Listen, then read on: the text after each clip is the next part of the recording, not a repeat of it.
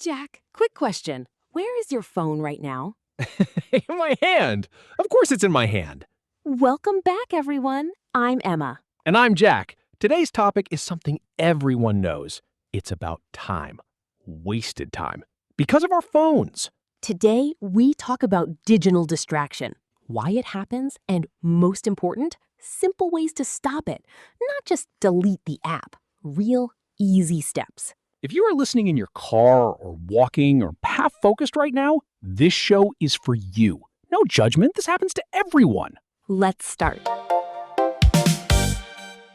Let me tell a story. It's a very famous one. You know the swimmer Michael Phelps? The Olympic champion?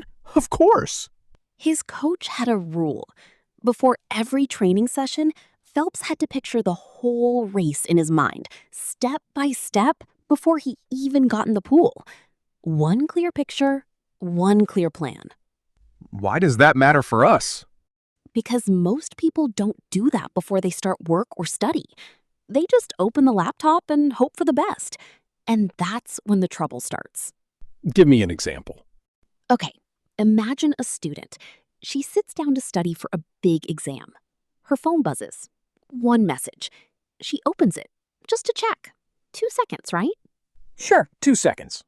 But under that message, the app shows more things.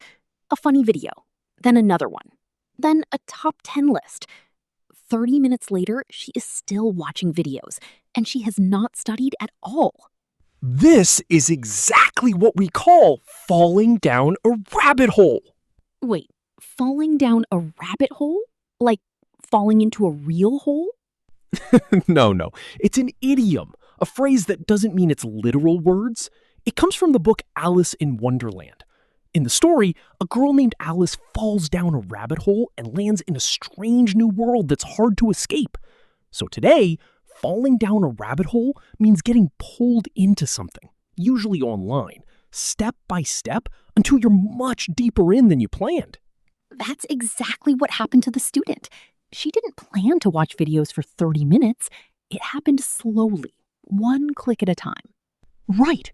It's a great phrase because it fits so many situations. Give me another example, something different. Okay, someone opens one article about a football match. 2 hours later, they've fallen down a rabbit hole reading old match reports from 10 years ago. Nice one. Here's another. A person checks one price on a shopping website. An hour later, they've fallen down a rabbit hole comparing 20 different products they don't even need. And a third, a worker opens one email. They click one link inside it. Now they're reading news articles that have nothing to do with their job. So this happens to smart, hardworking people too. It's not about being lazy. Exactly. So the real question is, why does this keep happening, even to people with strong discipline? Why can one small notification destroy 2 hours? I always thought it was just weak willpower. And that idea is actually wrong. Let's explain the real reason. Every time you get a notification or a like or a new video, your brain releases a small amount of a chemical called dopamine. Let's slow down on that word. It's an important one, and many people say it wrong. Good idea. Break it into 3 small parts. Do, pa, meen. Dopamine. Dopamine. Say it out loud with us wherever you are listening. One more time, slowly. Dopamine. Perfect. Now, people think dopamine is only about pleasure, but it's actually more about wanting something or expecting something. That's why the little red notification circle is so powerful. Your brain doesn't know if the message inside is interesting or boring, and that small mystery is what makes you check again and again. So apps are built this way on purpose? Yes, mostly. It's the same system used in casino games. Sometimes you check your phone and there's nothing interesting. Sometimes there's something exciting. You never know which one it will be, and that uncertainty keeps you checking. Okay, but here's my honest question. Isn't this just an excuse?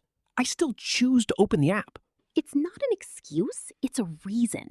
You still make choices, yes, but willpower is limited, like energy in a battery.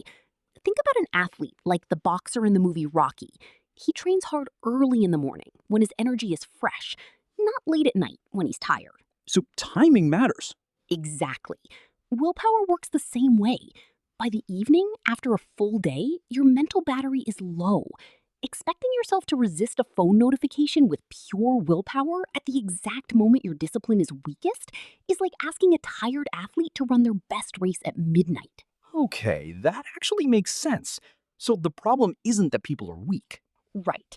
The real problem is depending only on willpower at the worst possible moment against a system built specifically to beat it. So what do we do instead? We stop fighting in the moment. We plan our environment before the moment happens. That's block 4. Solution 1, and it's simple but very powerful. Out of sight, out of mind. Let's slow this phrase down too, because every word matters. Good call. Say it with a natural rhythm. Out of sight, out of mind. Out of sight, out of mind. Out of sight, out of mind. Say it out loud one more time wherever you're listening. Out of sight, out of mind. The meaning is simple. If you can't see something, you think about it less. So the real action? Put your phone in a different room while you work or study. Not on silent next to you. Not face down on the table. A different room completely. Here's my objection, and many listeners are probably thinking it too. What if my boss needs to call me? I can't just leave my phone in another room all day. Good point. And that's not what I mean. This is not about ignoring people. It's about controlled distance. Put your phone away during short, planned work blocks, maybe 45 minutes, not your whole day. And if you truly need to be reachable, keep the sound on loud in the other room. You will hear a real phone call. You will not hear a silent video notification quietly pulling you away. Fair enough.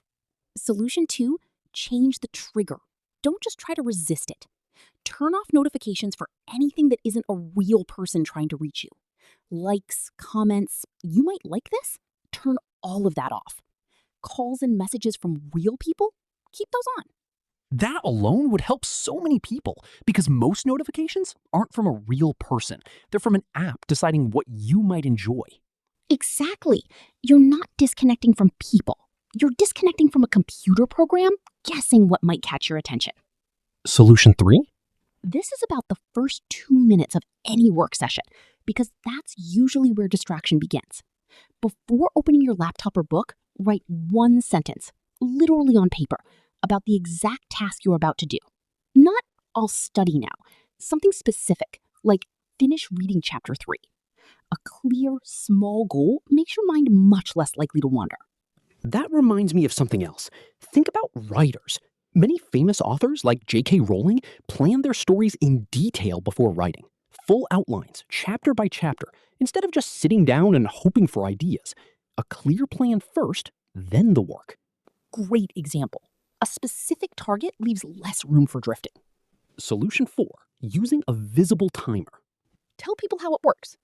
Instead of saying, I'll work until I feel done, which never really works because you never feel done, set a timer for 25 minutes. One task, 25 minutes, phone in another room. When the timer stops, take a 5-minute break. And during that break, you can check your phone. No guilt. And that's important. The break is not the problem. Constant, unplanned checking is the problem. A planned 5-minute break where you choose to check something is very different from a notification interrupting you every few minutes without your permission.